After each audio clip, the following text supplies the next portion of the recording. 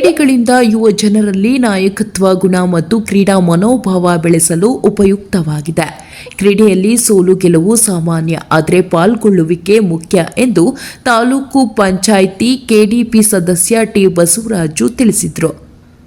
ಚಳ್ಳಕೆರೆ ತಾಲೂಕು ಚೇಳೂರು ಗ್ರಾಮದಲ್ಲಿ ಸ್ನೇಹಜೀವಿ ಕ್ರಿಕೆಟರ್ಸ್ ವತಿಯಿಂದ ದಿವಂಗತ ಕೆಂಪೇಗೌಡರ ಜಿ ರುದ್ರಪ್ಪನವರ ಸವಿನೆನಪಿಗಾಗಿ ಆಯೋಜಿಸಿದ್ದ ಟೆನ್ನಿಸ್ ಬಾಲ್ ಟೂರ್ನಿಮೆಂಟ್ ಉದ್ಘಾಟನೆ ಸಮಾರಂಭದಲ್ಲಿ ಮಾತನಾಡಿ, ಯುವಜನರು ಕ್ರೀಡೆಗಳ ಮಹತ್ವದ ಬಗ್ಗೆ ಅರಿತು ಈ ಬಗ್ಗೆ ಮನೋಭಾವ ಬೆಳೆಸಿಕೊಳ್ಳಲು ಪ್ರೇರೇಪಿಸಬೇಕು ಎಂದರು. ಮುಖಂಡ ಜಿವಿ ಶಿವಕುಮಾರ್ ಮಾತನಾಡಿ, ಕ್ರೀಡೆಗಳಲ್ಲಿ ತಮ್ಮನ್ನು ತಾವು ತೊಡಗಿಸಿಕೊಂಡು ದೈಹಿಕ ಮಾನಸಿಕವಾಗಿ ಸದೃಢರಾಗಬೇಕು ಎಂದು ಹೇಳಿದರು.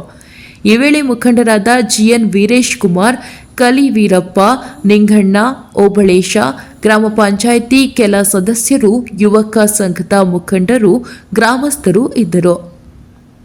ವರದಿ ಮಂಜುನಾಥ್, ಪ್ರಜಾಪವರ್ ಟಿವಿ, ಪರಶುರಾಮಪುರ.